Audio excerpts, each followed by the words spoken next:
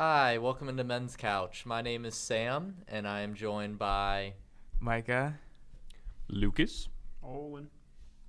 and this is Men's Couch. Today is going to be a super chill discussion. Today we're here to talk about men and emotions and how we express emotions and how we go about that. And some new members to the podcast today too. So welcome aboard, guys. Excited to discuss with you guys. Thank you very much. Hear your insight. Olin and Lucas. So over the weekend we discussed what topic we wanted to do in men and emotions. Men's Couch is all about men and emotions, but I realized that I never really had. I think our first episode was kind of like that, but we kind of didn't kind of discuss what are like the methods that we go about expressing ourselves and what might limit that. So, I know that was kind of like, it was kind of your idea. So did you want to like elaborate more on that, or? Sure. What I was blabbering on about before we even started, they were like, hey, save it for the podcast. Yeah. I was talking about my original idea. The way I phrased it was sort of bottling it up versus sort of letting it out. And a big part of that I understand is, as generations went on, like generations before us, the idea that men should be very stone-faced, very strong, shouldn't show emotion, should instead sort of keep it in and, put on this facade of always being okay. Luckily, in in more recent generations, that facade has sort of, it's still around, unfortunately, but we're learning, just like in this podcast, we're talking about emotions, and that's something that has not been very easy for a lot of men in the past. Yeah. So you mentioned that your parents are older. Like what? Like how are they? Yes, my parents, quite old. My mom had me when she was like 40. Okay. Right now she's close to 70, actually. My Okay, dad yeah, is that's like old. 65. So yeah, my parents are pretty old. So I would say like maybe like boomers kind of. that Yeah, generation. they're boomers, like right on the edge of like boomer and Gen X. So. Okay. So I guess like my question is how has being raised by maybe like that boomer generation, how has that like affected how you express emotions? Definitely in some ways that you would expect, in some ways you wouldn't expect, because luckily, well, I don't want to say luckily, but I was raised mostly by my mom in terms of that, and so Okay. she, and a lot of older folks, you tend to see ideals that are out of date. But luckily, my mom especially, she was very sort of proactive and understood that, it's okay to show emotions and stuff like that. And so she did a lot of that for me. She was good Okay. with that. Although, like, the thing was, I am sort of like an inherently very emotional person. Yeah. And so, like, Yeah. as a kid, I'm crying all the time. And, Yeah. of course, Like it got frustrating to my parents. You grew up, I guess. Well, for me, because I that's my experience. Like I'm more sensitive than I guess most guys, and just growing up, it wasn't.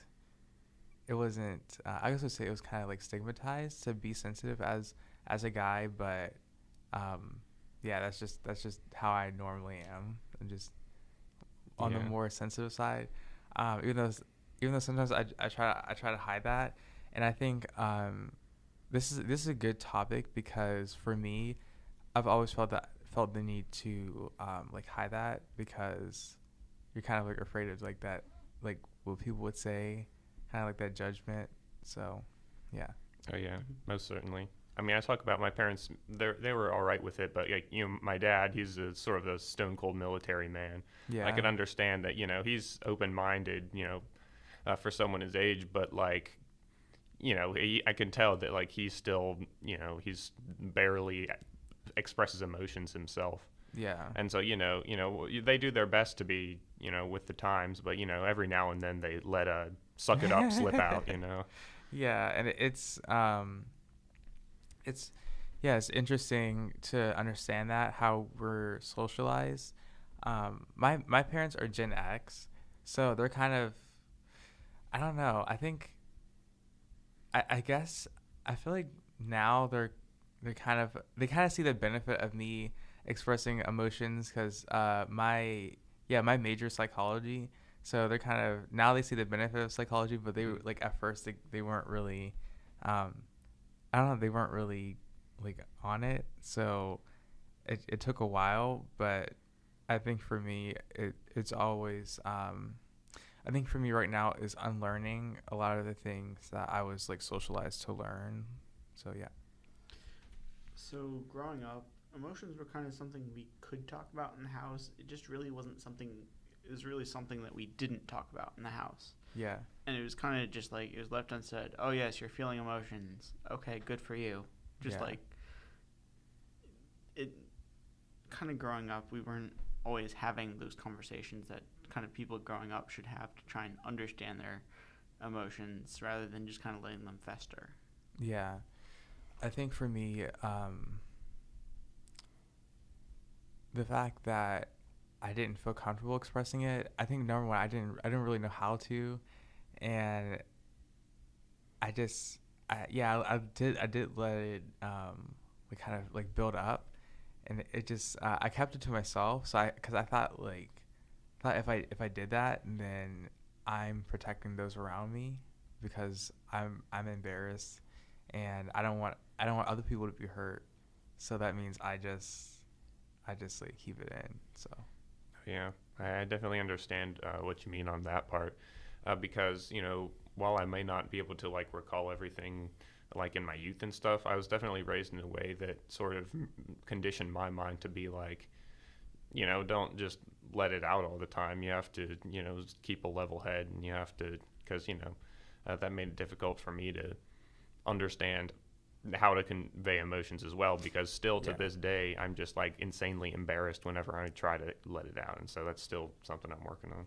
or you're more like, oh, you're gonna say something. I was gonna say you're more logical about things, which isn't bad, but it's just, I don't know. I tend to find myself just explaining things away instead of just like feeling it. I don't know how to just like feel it, but yeah, we're gonna say something. Yeah, I think you said the dreaded 3 words, which is suck it up. Yeah. I think that's possibly the worst thing you can say to someone who's emotional, and a lot of times that can just cause anger and the floodgates to almost open. But emotions are very important to what we do on a day-to-day basis. There's a saying that life is, 10% what you actually do, and then 90% what you react to other people doing. Mm-hmm. So that's all about emotions right there, and controlling them and putting things into perspective. Yeah, so for me, I tend to eat, like I don't know, because some people ask me, they're like, oh, do you ever get angry?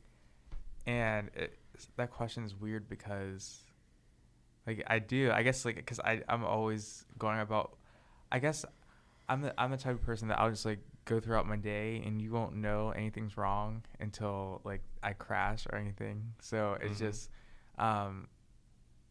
so Alex has actually helped me be more expressive, because he's always asking me, he kind of knows like the right things to say to get me to open up, because I wasn't, I kind of wasn't like that until I actually came to college.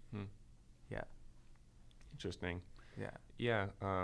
You talked about like people can't really tell if there's anything wrong with you until like goes over the edge. Yeah. I definitely understand that, because I feel like when it comes to like bottling stuff up like that, I know me personally, whenever I'm around other people, like this very strict like wall comes up, like this, whenever you may be feeling horrible, someone comes to you, how you doing? I'm good, man. How's it going? Yeah, it's kind of like that knee-jerk reaction that you just, I don't know, you don't allow that, you don't allow yourself to just be honest and just say whatever. So you just say, okay, I'm good. And then like for me, I tend to laugh a lot if even okay. So I'm a very like I'm a very comedic person, but sometimes I'll tend to laugh when there's actually a problem, and I guess like sometimes that could be I think that could be bad because that's when there's a real problem, people need to know what you're going through, and then it could be good because it's good to laugh things off, but it becomes a problem when that's like you like kind of hide that.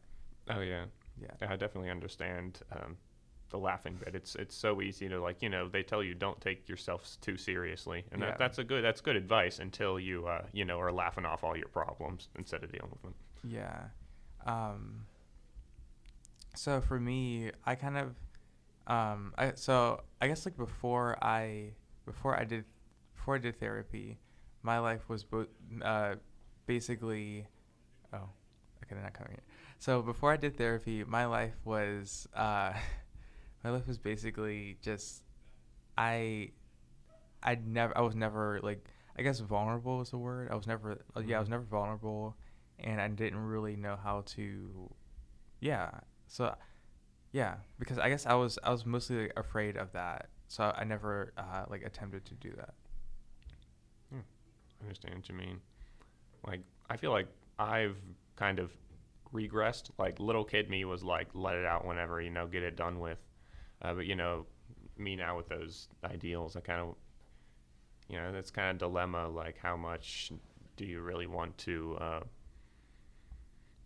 let it out is sort of like, kind of lost my train of thought there. But You know what's funny? You said when you're a little kid. So it's funny because when we're kids, we don't think of expressing this is weird. We just do it. We don't really think. We don't give a second thought to it. So yeah, and the way of not letting it out is sort of taught to us, which is interesting to think about.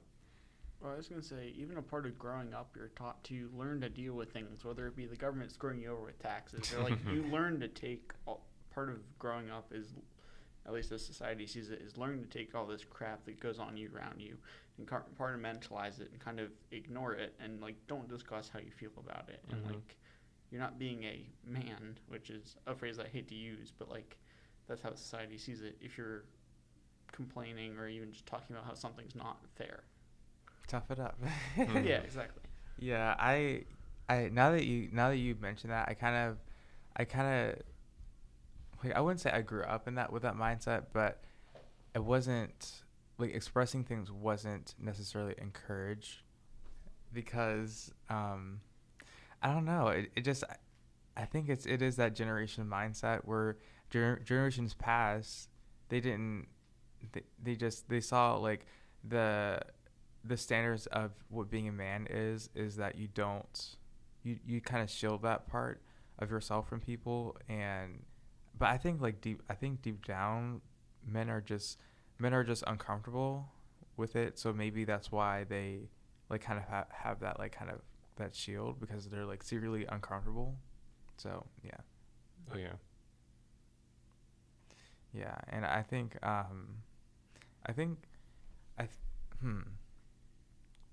it's kind of so I think I realized that after therapy that I needed to, in order to have like good relationships, I needed to start just telling people like, hey, this is what's going on, and then coming to college and surrounding myself with people that are kind of like going to encourage that in you and see the benefit of expressing emotions, and that's like kind of build that safe environment. I think that's kind of what changed my mindset.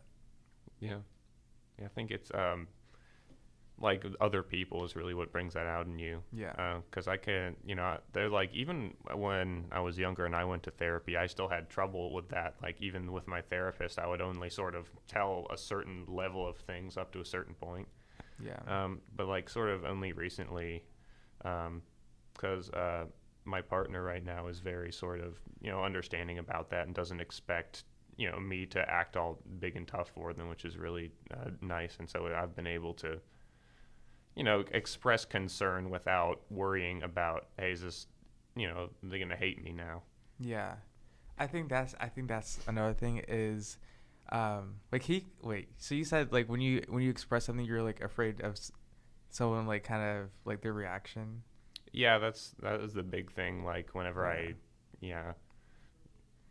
I think for me, that's a big thing. Is I'm kind of afraid of that. Like, like how are they gonna take it? Are they gonna like overreact to it, or are they gonna tell me to just like not? Are they kind of like gonna ignore me? So I think that's one of the reasons why for years I wasn't honest with how I felt, and yeah. Mm-hmm. Yeah. I think oftentimes what we build up in our head of how people are going to react to us showcasing our emotions is kind of a mirage. It's never going to be as bad or as extreme as we think. Yeah. And I heard you guys talking about safe spaces for your emotions. So you started to become in touch with your emotions during therapy. You have a partner that has allowed you to challenge your thoughts about emotions. Olin, do you have anything that you turn to, or what soothes you when you are feeling emotions, and Honestly, what do you do? So when I'm feeling emotions, my head has the tendency to get extremely analytical about it, and like sometimes to the point where it's like, oh, this emotion is this is causing that, so it automatically tries to diagnose it, which honestly in times can get in the way of feeling said emotion. Oh, Yeah. I kind of get in that trap, because I think by explaining the emotion, like, or analyzing it in my head is going to make it better, but it just makes me overthink everything instead of just letting it be. I think like for years I don't know, I always feel like I need to have an explanation for something, but sometimes it just is. So. Yeah. I think like Sometimes it just is. I think the sad truth of the matter is that emotions are less logical than we want them to be. Yeah. And I think I want to petition for there to be more words for the emotions that we feel. Yeah. Because a lot of times there's just not concrete words to put behind what you're feeling. That is so people ask me, they're like, "Oh, are you angry?" And I'm like, "No, not quite. Are you happy? No, not really. Are you fearful? Are you anxious? No, not really." It's a lot of times emotions can be a hybrid, and that's why they're hard to unpack. There's layers to the emotions that we feel. Yeah, let's coin some terms. I think for me, I'm you're just the so professional- disconnected. Sorry. I was say we should ask our professional writing major in the group, Lucas, to help. You're Oh, a man. Yeah, get the thesaurus. You're a out, writing Lucas. major? Yes, I'm a professional writing major. That is most likely why I am able to come up with those quotes every day on Snapchat. That's, oh man, I'll bring you guys a list for next time. That's like no way, because I wanted to I thought they had like a creative writing certificate, but anyway, we're not gonna that's another That's a conversation for another time. Yeah. Do you channel your emotions into writing, would you say? Yes. Yeah, No, I I journal. enjoy one of the reasons why I love writing. It allows you to express things in such a new way. Like personally, I love writing fiction stories. Like, I'm not a huge poetry guy, but whenever I write fiction stories, you're able to. I think it helps me because when you write a story, you can reflect what you're going through, but you can put it into such like a spectacle way. It doesn't have to be, boring emotions. I'm sad. It can be a soldier dealing with his troubled past as he wanders across the wastelands or something. That's cool. Wow, that's cool. Very insightful. Yeah. Thank you. Wow. What was I gonna say? Yeah, I kind of forgot. But I think for me, definitely writing, journaling. I was journaled since I was 12, but I just now it's become a huge part of my life. Just writing how I feel. Another problem that I have is that when people ask me how I feel, I think I always feel, even though I'm a sensitive person, sometimes I'm like disconnected from how I feel, which is weird. I don't know if you felt that. I think I kind of know what you're talking about. Or I don't know. It's like maybe it's that I don't have a name for it, so I don't know. It's just weird sometimes because when someone is trying to ask you, how are you, how are you feeling, and you don't want to like complicate it, so you sometimes just say good. Mm-hmm. I don't know. This is a Yeah, I hard.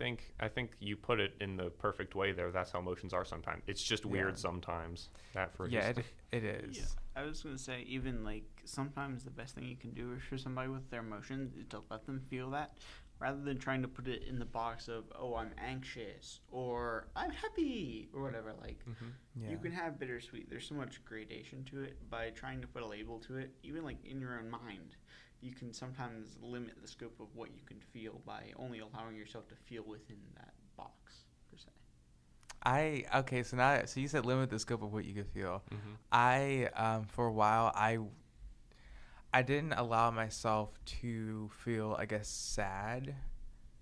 I didn't allow myself to feel sad for a while. I guess like that. Yeah, I didn't know how to be sad. Yeah. That makes me think of something on that topic. I think number one issue for me in terms of emotions is it's being afraid to feel bad because other people are feeling worse. Yeah, That's yeah. always Or the number give one thing yourself in my head. permission to feel bad. Yeah, because I think one of the hugest reasons I've ever had problems with emotions is I'd be like, oh, I'm feeling sad, so and so, to like a friend or something, and they'd be like, well, my life is 10 times worse than yours. This and this and this happened. I have it harder than you. Shut up. You know. It's not a competition. Mm-hmm. Yeah. So I think for me, I didn't know how to feel bad because like when the bad feelings came, I've always tried to either distract myself or just try to just force myself to be Mm-hmm. positive. But I think it's because I think because maybe growing up, the feelings that we think are negative is we think they're negative. So like sadness or just being like pissed off or whatever, we kind of like deem those as negative. But it wasn't until recently that I just allowed myself to just be okay with that and give myself permission to do that, because it's to kind of have like a neutral perspective on what I'm feeling and not like Mm-hmm. say, okay, this is good or this is bad, because if we label it that way, then we're just gonna kind of try to not feel it, which is not really, Yes. I don't know, it's weird. It kind of leads to you marginalizing your feelings because, like, this is a good feeling. I don't want to feel that, so you end up feeling worse for yourself. Yeah. Or, Yeah. like, whatever. You can get so lost into, should I be feeling this or should I not be feeling this? You don't actually feel it. Yeah. Yeah. Huge lesson for today is that, like, emotions, not binary, spectrum. Like, lots of things Yeah. in life, lots of things Not black in life. and white. I mean, I say a lot of the time, most things in life are not black and white at all. Yeah. There's always a continuum, and just realizing that, makes things, makes it easier to understand that when someone says, they're not feeling well, it's not always the end of the world, and same the other way. If someone says they're feeling good, it's not like, it's just a way of extremes. I definitely have a problem with that, because I'm kind of a black and white I'm a black and white thinker, so I'm always like, it's either this or this. Mm-hmm. So I think that's why I struggle when it comes to emotions, because emotions aren't black and white, Mm-hmm. and it can't be explained by either or. So I think that's why I struggle with that. Makes it tough. But yeah, but definitely, you mentioned like safe spaces. Definitely, this podcast has helped me to become more self-aware and just help me to just be more comfortable with my emotions. And I think another thing is that men aren't comfortable with uncomfortable things, if that makes sense. Could you elaborate on that? So we're not well, this is like generally speaking, but me specifically, I'm not like comfortable feeling uncomfortable things. Oh yeah. So when it comes to just especially when I'm feeling awkward or just anxious or whatever, I just want to like quickly distract myself from it, but realized that no, you don't have to do that. So Yeah, I can definitely empathize with that, and like for me, like it'll be something awkward that's even just like in a TV show or whatever. There are times where it's like so socially awkward, and you're like, oh, this character should not be doing this or whatever. Like, yeah, I feel like I physically want to leave the room, and on Oh, times yeah. do Oh, yeah. because you just kind of want to avoid that awkwardness. there's avoidance. Yes. I was always avoiding things for a while. I want to compliment Olin's metaphor there, because it's like, I don't know, I think we've all probably had that thing where it's like it's like we're watching a drama or something, and it's just the scenario is so insanely awkward you just don't want Yeah. to look, and it's Yeah. that, you know, that's a great way to, I think, image or understand how we feel whenever we're being uncomfortable. Yeah, and I think or when I'm watching something, I'll go, well, I hope that's not me, because I don't want to be that person that has to feel the awkwardness or the anxiousness. And I'm trying to get better with dealing with that, because I know that, I don't know, I just always just try to convince myself that, you know, I can avoid this, but that's usually, you know, you can't do that. But I think just for me, it's just leaning into the feeling and not trying to analyze it too much, because you could like be in your head, and I'm always in my head. So yeah. So we've talked a lot about the negatives that come with emotions, but there are also Yeah. positives. So whenever you share your emotions, your dopamine receptors just off the charts, and it can create an intimacy that just nothing else can. Shared experiences and emotional experiences can be a huge connector between people, and that's why family structures and friendships can thrive, is when they're built off of a base and a ground of emotions. So I'd like everyone just to go around and say one person that they feel like they can be emotionally open with, and how that's changed their relationship with them. Wait a second. So you're saying that it's beneficial for us to like. Absolutely. Yeah. Okay. Absolutely, it's beneficial to Oh, yeah. share. Yeah.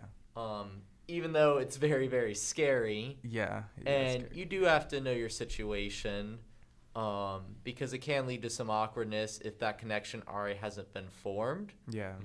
But it can progress a relationship so much, and I don't think we've talked about that yet. So yeah. I agree with Sam here. Let's be positive. I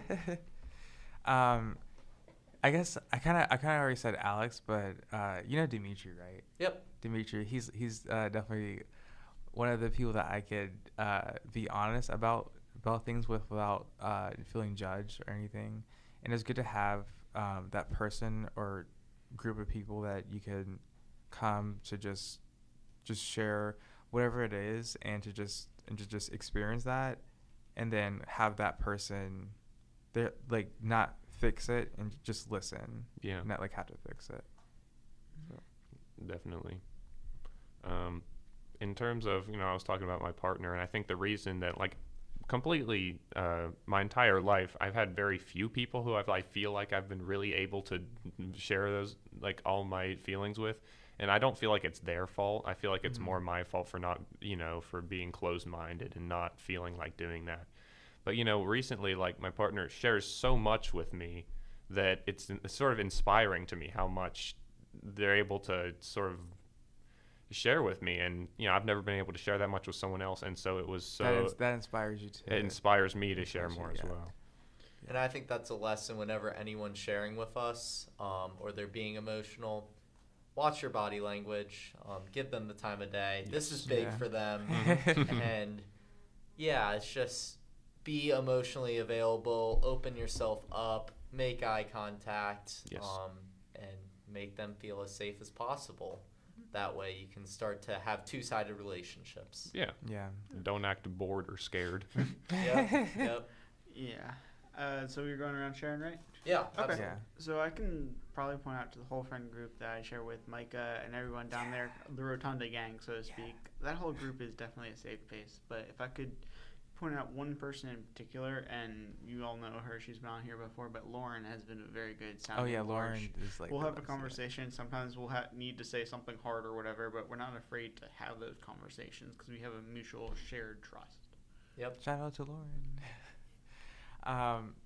Yeah, I think now that you mention it, actually, just being like our group of people, and just even on the podcast has allowed me to feel more comfortable about just expressing things and not having to worry about being judged, because my default is just I'm gonna avoid that because I don't want this person to think. I think it kind of has to do with like our image that we've portrayed to people. Yes. And that image is, oh, I got everything together. And if you express that vulnerability, then all that shame comes up. So you want to like just quickly just like try to hide it. And But so that's a callback to our masks episode, right? yeah, the mask Stoicism. episode, yeah. Hiding behind you don't feel anything, so you don't have to discuss your feelings. Yeah, or you feel like that you're above feelings. But now that I've come to understand the benefit of that, avoiding it seems to be like less desirable. Now that I see, oh, there's a benefit in just expressing things. Now I don't want to go back to avoiding it because now I have like a greater connection. So, yeah. And I would say, since I haven't shared yet, one Oh, yeah, person that allows me to open up and be emotional is probably my big sister. Very I insightful, didn't think very about my wise. And I feel like we've always had a very special connection. We're often at different stages of our lives, because she's about 4 or so years older. So when I'm in high school, she's in college. Before I was in high school, she was in high school, and now she is across the globe. She lives in Taiwan right now. But I feel like she's someone where I can call her for an hour, and it feels like I've barely even talked to her. I've been talking to her for a minute. And the conversation's free-flowing. Nothing's off the table, and I just feel like I can share with her. And I think it's very emotionally refreshing to have someone that's at a different stage of their life than you. Because we're on a college campus. We're surrounded by people, whether we like it or not, that are the same age, sometimes the same background as us. And sometimes we need a break, and it can be refreshing, like I said, to find someone who's experiencing different things and can bring something new to the table. I kind of forgot that I do have an older cousin that is kind of like that, what you mentioned, because she kind of inspired me to be more comfortable with expressing who I am, because she saw that we had similarities in how we grew up. So I think we connected on that level, and we've kind of both had this like similar mental health thing. So that, I think, just connecting by that helped me to be more expressive. Yeah. But definitely writing helps with that a lot. So, yeah. And yeah, I think like with our friendships and relationships, what could we say about I feel like you kind of already said it, but kind of like moving forward, like how maybe, or to the listeners, like how can we start with taking that step where we're going to be like honest in our friendships or relationships? Oh yeah. Yeah, taking those steps to be more emotionally open, definitely worth it. Because, like I said, I have a lot of very long time friends who I feel like I haven't really told that much to. And, hopefully, can start taking steps to be like, you're someone I've always cared about, but like, hey, I realize I haven't really always been like myself to you. So. Oh, wait a second. Go ahead. Go ahead. I think part of starting to share is maybe start listening first. So you begin to realize that they're not perfect. They have their own flaws. They're people too. And like they won't judge you because they also have their own, everyone has their own crap going on. So as you begin to kind of humanize people you're talking to and realize, hey, I can sympathize with them, you can begin to share more of your stuff and you kind of build that bond slowly but steadily. I think empathy goes a long way. Walk a mile in people's shoes, and then you'll be more willing to share. So if I were to give final words to listeners and conclude, I would say don't be afraid to share your emotions. It might just change your life. Agreed. So I would say fear is a major barrier, and you kind of have to look at what are your fears about emotions, and understand like your history, like your background, how you grew up. I think that's helped me understand like being avoidant and just not always expressing things is what I grew up to think was normal. So I think just doing that, understanding your history and understanding that just because you grew up that way, that doesn't mean you have to always be that way like in your adult life. So yeah, Change is always possible. yeah. Does anyone have any final words on emotions? I was going to say, if I could say anything really, just remember, as Lucas said earlier, emotions are a spectrum, and if you want to make changes in your life, as everyone probably should, like everybody has room for improvement, start small and work your way up. Don't if you really want to start sharing immediately, that's more power to you, but like for most people it's not going to be that easy. So start small, share maybe a simple thing about yourself, maybe something that you don't really tell anybody with somebody you trust the most, and then just kind of work from there. Yeah, start with, hey, is it okay if I talk to you about something, that kind of thing. Yeah, that's good. Yeah, I never know how to start a sentence like that. I don't know, I had to learn that. Okay. Yeah, progress.